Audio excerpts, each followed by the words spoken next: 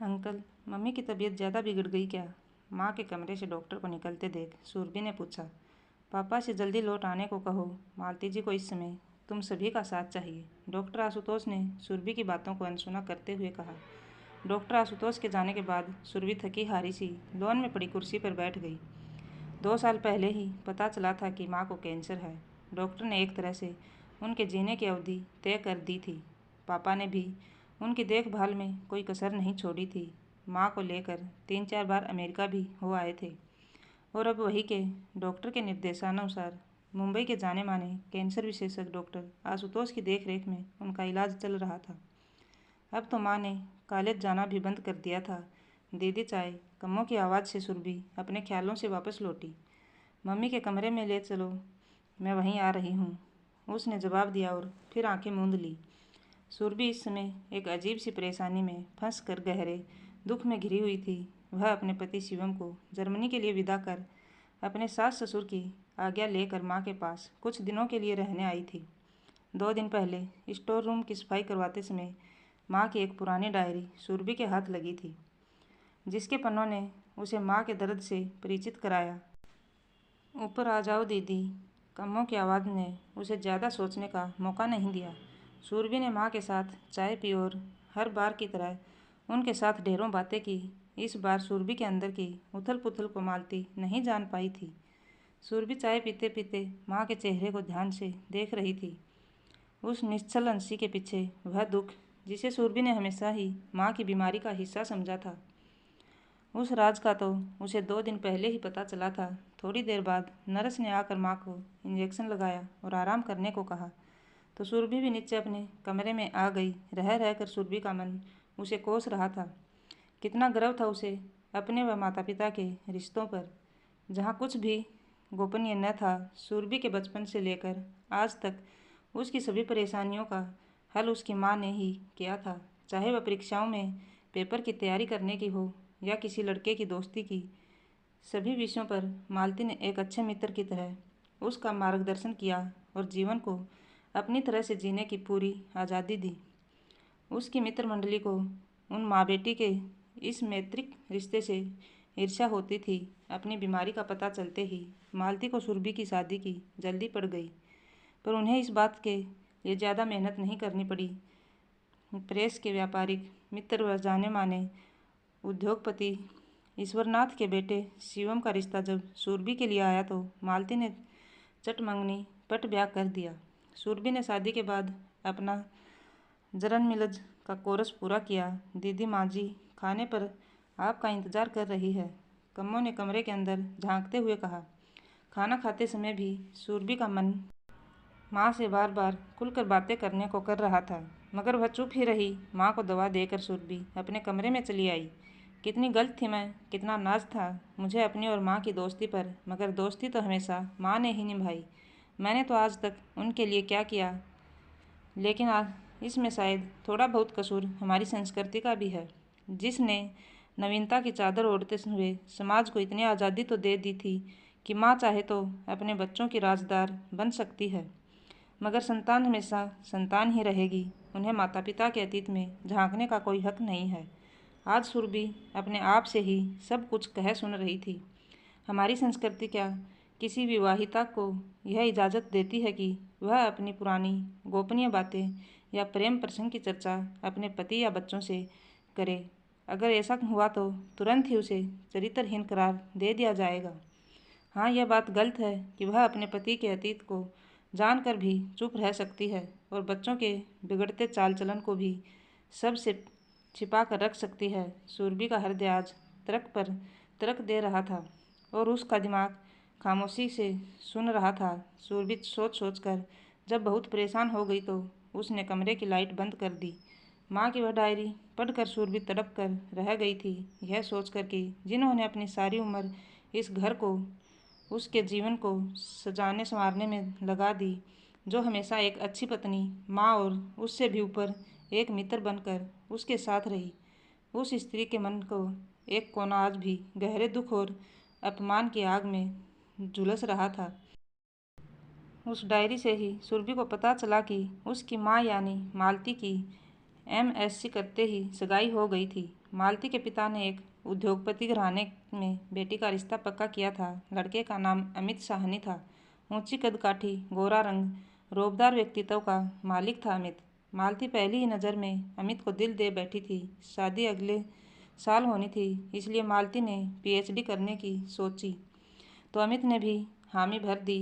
अमित का परिवार दिल्ली में था, फिर भी वह हर सप्ताह मालती से मिलने आगरा चला आता, मगर ठहरता गेस्ट हाउस में ही था। उनकी इन मुलाकातों में परिवार की रजामंदी भी शामिल थी, इसलिए उनका प्यार परवान चढ़ने लगा। पर मालती ने इस प्यार को एक सीमा रेखा में बांधे रखा, जिसे अमित ने भी कभी तोड़ने की कोशिश नहीं की। मालती की परवरिश उनके पिता, बुआ व दादाजी ने की थी। उनकी माँ तो 2 साल की उम्र में ही उन्हें छोड़कर मुंबई चली गई थी। उसके बाद किसी ने माँ की खोज खबर नहीं ली। मालती को भी माँ के बारे में कुछ भी पूछने की इजाज़त नहीं थी। बुआजी के प्यार ने उन्हें कभी माँ की याद नहीं आने दी। बड़ी होने पर मालती ने स्वयं से जीवन भर एक अच्छी और आदर्श पत्नी व माँ बनकर रहने का वादा किया था, जिसे उन्होंने बखूबी पूरा किया था। उनकी शादी से पहले कि दिवाली आई, मालती के ससुराल वालों की ओर से ढेरों उपहार खुद अमित लेकर आया था। अमित ने अपनी तरफ से मालती को रत्न जड़ित सोने की अंगूठी दी थी। कितना इतरा रही थी मालती अपने आप पर। बदले में पिताजी ने भी अमित को अपने स्नेह और शगुन से सिर से पांव तक तोल दिया। दोपहर के खाने के बाद बुआजी के साथ घर के सामने वाले बगीचे में अमित और मालती बैठे गपशप कर रहे थे। इतने में उनके चौकीदार ने एक बड़ा सा पैकेट और रसीद लाकर बुआजी को थमा दी। रसीद पर नज़र पड़ते ही बुआ खींचती हुई बोली, 2 महीने पहले कुछ पुराने एल्बम दिए थे, अब जाकर स्टूडियो वालों को इन्हें चमका कर भेजने की याद आई है। और पैसे लेने वे घर के अंदर चली गई। लो अमित, अब तक हमारे घर की कुछ पुरानी यादों में तुम भी शामिल हो जाओ, कहकर मालती ने एक एल्बम अमित की ओर बढ़ा दिया और एक खुद देखने लगी। संयोग से मालती के बचपन की फ़ोटो वाला एल्बम अमित के हाथ लगा था, जिसमें हर एक तस्वीर को देखकर वह मालती को चिढ़ा चिढ़ा कर मज़े ले रहा था। अचानक एक तस्वीर पर जाकर उसकी नज़र ठहर गई। यह कौन है मालती, जिसकी गोद में तुम बैठी हो? अमित जैसे कुछ याद करने की कोशिश कर रहा था। यह मेरी माँ है। तुम्हें तो पता ही है कि यह हमारे साथ नहीं रहती, पर तुम ऐसे क्यों पूछ रहे हो? क्या तुम इन्हें जानते हो? मालती ने उत्सुकता से पूछा। नहीं, बस ऐसे ही पूछ लिया, अमित ने कहा। यह हम सब को छोड़कर वर्षों पहले ही मुंबई चली गई थी। यह स्वर बुआजी का था। बात वहीं ख़त्म हो गई थी। शाम को अमित सबसे विदा लेकर दिल्ली चला गया। इतना पढ़ने के बाद सुरभि ने देखा कि डायरी के कई पन्ने खाली थे, जैसे उदास हो। फिर अचानक एक दिन अमित साहनी के पिता का माफ़ी भरा फ़ोन आया कि यह शादी नहीं हो सकती। सभी को जैसे सांप सूंघ गया। किसी की समझ में कुछ नहीं आया। अमित 2 सप्ताह के लिए बिजनेस का बहाना पर कर जापान चला गया। इधर उधर की खूब बातें हुई, पर बात वही की वही रही। एक तरफ अमित के घर वाले जहाँ शर्मिंदा थे, वहीं दूसरी तरफ मालती के घर वाले क्रोधित व अपमानित। लाख चाहकर भी मालती अमित से संपर्क न बना पाई और न ही इस धोखे का कारण जान पाई। जग हंसाई ने पिता को तोड़ डाला। 5 महीने तक बिस्तर पर पड़े रहे, फिर चल बसे। मालती के लिए यह दूसरा बड़ा आघात था। उनकी पढ़ाई बीच में छूट गई। बुआजी ने फिर से मालती को अपने आंचल में समेट लिया। समय बीतता रहा। इस सदमे से उभरने में उसे 2 साल लग गए तो उन्होंने अपनी HD पूरी की। बुआजी ने उन्हें अपना वास्ता देकर अमित साहनी जैसे ही मुंबई के जाने माने उद्योगपति के बेटे परेश से उसका विवाह कर दिया। अब मालती अपना अतीत अपने दिल के एक कोने में दबाकर वर्तमान में जीने लगी। उन्होंने कॉलेज में पढ़ाना भी शुरू कर दिया। परेश ने उन्हें सब कुछ दिया, प्यार, सम्मान, धन और सुरभि सभी सुखों के साथ। जीतते हुए भी जब तब मालती अपनी उस पुरानी टिस को बूंद बूंद कर डायरी के पन्नों पर लिखती थी। उन पन्नों में जहाँ अमित के लिए उसकी नफरत साफ झलकती थी, वही परेश के लिए अपार स्नेह भी दिखता था। उन्हीं पन्नों में सुरभि ने अपना बचपन पढ़ा। रात के 3 बजे अचानक सुरभि की आंखें खुल गई। लेटे लेटे वे माँ के बारे में सोच रही थी। वे उनके उस दुख को बांटना चाहती थी, पर हिचक रही थी। अचानक उसकी नज़र उस बड़ी सी पोस्टर नुमा तस्वीर पर पड़ी जिसमें वह अपनी मम्मी पापा के साथ खड़ी थी। वह पलंग से उठकर तस्वीर के करीब आ गई। काफ़ी देर तक माँ का चेहरा यूं ही निहारती रही। फिर थोड़ी देर बाद इत्मीनान से वह पलंग पर आ बैठी। उसने एक फैसला कर लिया था। सुबह 6 बजे ही उसने पापा को फ़ोन लगाया। सुनकर सुरभि आश्वस्त हो गई कि पापा के लौटने में सप्ताह भर बाकी है। वह पापा की गैर मौजूदगी में ही अपनी योजना को अंजाम देना चाहती थी। उस दिन वह दिल्ली में रह रहे दूसरे पत्रकार मित्रों से फ़ोन पर बातें करती रही। दोपहर तक उसे यह सूचना मिल गई कि अमित साहनी इस समय दिल्ली में अपने पुश्तैनी मकान में है। श्याम को माँ को बताया कि दिल्ली में उसकी एक पुरानी सहेली एक डॉक्यूमेंट्री फिल्म तैयार कर रही है और इस फिल्म निर्माण का अनुभव वह भी लेना चाहती है। माँ ने हमेशा की तरह हामी भर दी। सुरभि नरस और कम्मों को कुछ हिदायतें देकर दिल्ली चली गई। अब समस्या थी अमित साहनी जैसी बड़ी हस्ती से मुलाकात की। दोस्तों की मदद से उन तक पहुंचने का समय उसके पास नहीं था, इसलिए उसने योजना के अनुसार अपने ससुर ईश्वरनाथ से अपनी ही एक दोस्त का नाम लेकर अमित साहनी से मुलाकात का समय फिक्स कराया। ईश्वरनाथ के लिए यह कोई बड़ी बात न थी। अगले दिन सुबह 10 बजे का वक्त सुरभि को दिया गया। आज ऐसे वक्त में पत्रकारिता को कोरस उसके काम आ रहा था। खैर, माँ की नफरत से मिलने के लिए उसने खुद को पूरी तरह से तैयार कर लिया। अगले दिन पूरी जांच पड़ताल के बाद सुरभि ठीक 10 बजे अमित साहनी के सामने थी। वे इस उम्र में भी बहुत तंदुरुस्त और आकर्षक थे। पोता पोती व पत्नी भी उनके साथ थे। परिवार सहित उनकी कुछ तस्वीरें लेने के बाद सुरभि ने उनसे कुछ औपचारिक प्रश्न पूछे, पर असल मुद्दे पर ना आ सकी क्योंकि उनकी पत्नी भी कुछ दूरी पर बैठी थी। सुरभि इसके लिए भी तैयार होकर आई थी। उसने अपनी ऑटोग्राफ बुक अमित साहनी की ओर बढ़ा दी। अमित साहनी ने जैसे ही चश्मा लगाकर पेन पकड़ा, उनकी नज़र मालती की पुरानी तस्वीर पर पड़ी। उसके नीचे लिखा था, मैं मालती जी की बेटी हूँ और मेरा आपसे मिलना बहुत ज़रूरी है। पढ़ते ही अमित का हाथ रुक गया। उन्होंने प्यार भरी एक भरपूर नज़र सुरभि पर डाली और बुक में कुछ लिखकर बुक सुरभि की ओर बढ़ा दी। फिर चश्मा उतारकर पत्नी से आंख बचाकर अपनी नम आंखों को पोंछा। सुरभि ने पढ़ा। लिखा था, जीती रहो, अपना नंबर दे जाओ। पढ़ते ही सुरभि ने पर्स में से अपना कार्ड उन्हें थमा दिया और चली गई। फ़ोन से उसका पता मालूम कर तड़के 5:30 बजे ही अमित साहनी सिर पर मफलर डाले सुरभि के सामने थे। सुबह की सैर का यही एक घंटा है जब मैं नितांत अकेला रहता हूँ, उन्होंने अंदर आते हुए कहा। सुरभि उन्हें इस तरह देख आश्चर्य में तो ज़रूर थी, पर जल्दी ही खुद को संभालते हुए बोली, सर समय बहुत कम है, इसलिए सीधी बात करना चाहती हूँ। मुझे भी तुमसे यही कहना है।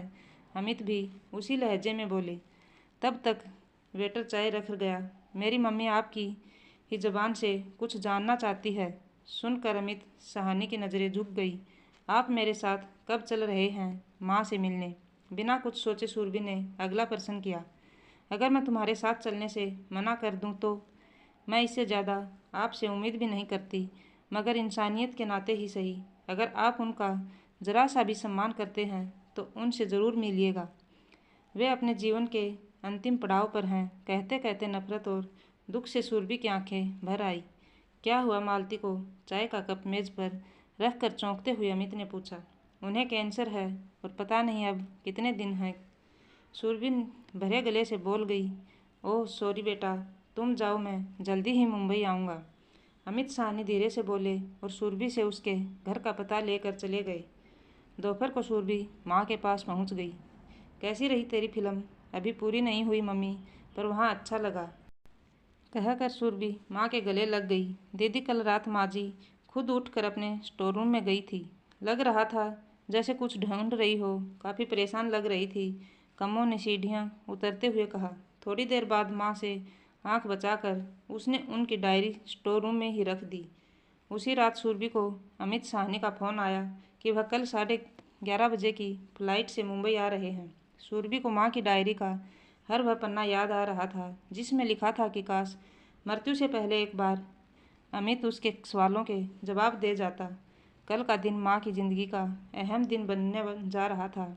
यही सोचते हुए सुरभि की आंख लग गई। अगले दिन उसने नर्स से दवा आदि के बारे में समझकर उसे भी रात को आने को बोल दिया। करीब 1 बजे अमित साहनी उनके घर पहुँचे।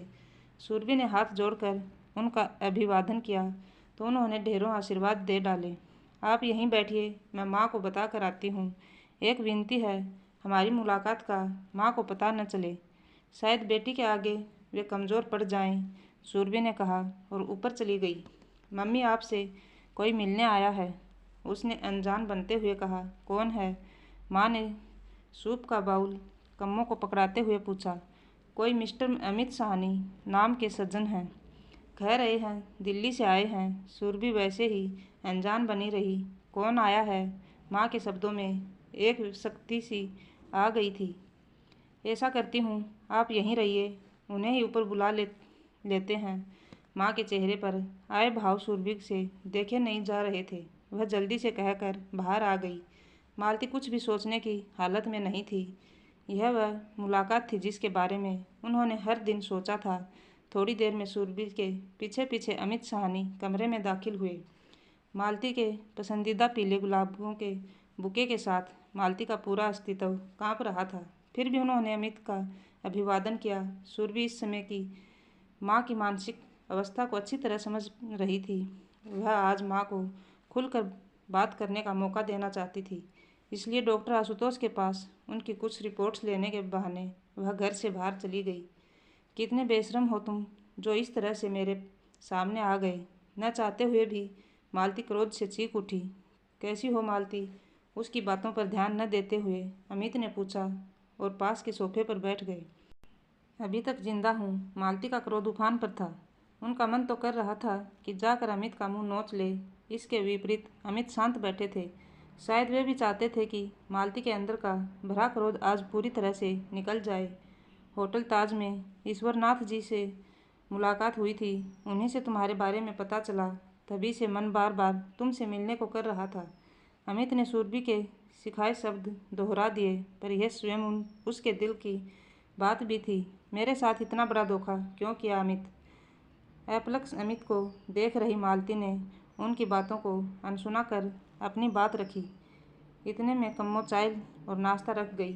तुम्हें याद है वह दोपहरी जब मैंने एक तस्वीर के विषय में तुमसे पूछा था और तुमने उन्हें अपनी माँ बताया था? अमित ने मालती को पुरानी बातें याद दिलाई। मालती यूं ही खामोश बैठी रही और अमित ने आगे कहना शुरू किया। उस तस्वीर को मैं तुम सब से छिपाकर एक शक दूर करने के लिए अपने साथ दिल्ली ले गया था। मेरा शक सही निकला था। यह वृंदा यानी तुम्हारी माँ वही औरत थी जो दिल्ली में अपने पार्टनर के साथ एक मशहूर ब्यूटी पार्लर और समाज सेंटर चलाती थी। इससे पहले वह यहीं मुंबई में मॉडलिंग करती थी। उसका नया नाम वेंडी था।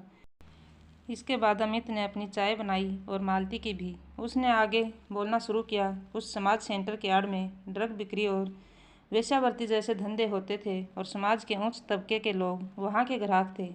वो तो यह बात थी, पर इसमें मेरी क्या गलती थी? रोते हुए मालती ने पूछा। जब मैंने MBA में नया नया दाखिला लिया था तब मेरे दोस्तों में से कुछ लड़के भी वहाँ के ग्राहक थे।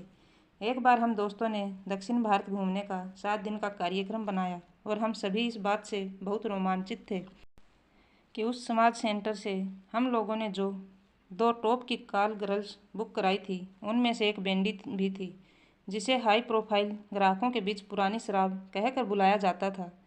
उसकी उम्र उसके व्यापार के आड़े नहीं आई थी। अमित ने अपनी बात जारी रखी। उसे अब मालती के सवाल भी सुनाई नहीं दे रहे थे। चाय का कप मेज पर रखते हुए अमित ने फिर कहना शुरू किया। मेरी परवरिश ने मेरे कदम जरूर बहका दिए थे मालती, पर मैं इतना भी नीचे नहीं गिरा था कि जिस स्त्री के साथ 7 दिन बिताए थे उसी की मासूम और अनजान बेटी को पत्नी बनाकर उसके साथ जिंदगी बिताता। मेरा विश्वास करो मालती, यह घटना तुम्हारे मिलने से पहले की है। मैं तुमसे बहुत प्यार करता था। मुझे अपने परिवार की बदनामी का भी डर था, इसलिए तुमसे बिना कुछ कहे सुने दूर हो गया। कहकर अमित ने अपना सिर सोफे पर टिका दिया। आज बरसों का बोझ उनके मन से हट गया था। मालती भी अब लेट गई थी। वे अभी भी खामोश थी। थोड़ी देर बाद अमित चले गए। उनके जाने के बाद मालती बहुत देर तक रोती रही। रात के खाने पर जब सूरभि ने अमित के बारे में पूछा तो उन्होंने उसे पुराना पारिवारिक मित्र बताया। लगभग 3 महीने बाद मालती चल बसी। परंतु इतने समय उनके अंदर की खुशी को सभी ने महसूस किया था। उनके मृतक चेहरे पर भी सूरभि ने गहरी संतुष्टि भरी मुस्कान देखी थी। माँ की 13वीं वाले दिन अचानक सूरभि को उस डायरी की याद आई। उसमें लिखा था, मुझे क्षमा कर देना अमित, तुमने अपने साथ साथ मेरे परिवार की इज्जत भी रख ली थी। मैं पूर्ण रूप से तृप्त हूँ, मेरी सारी प्यास बुझ गई। पढ़ते ही सूरभि ने डायरी सीने से लगा ली। उसमें उसे माँ की गर्माहट महसूस हुई थी। आज उसे स्वयं पर गर्व था, क्योंकि उसने सही मायने में माँ के प्रति अपनी दोस्ती का फर्ज जो अदा किया था।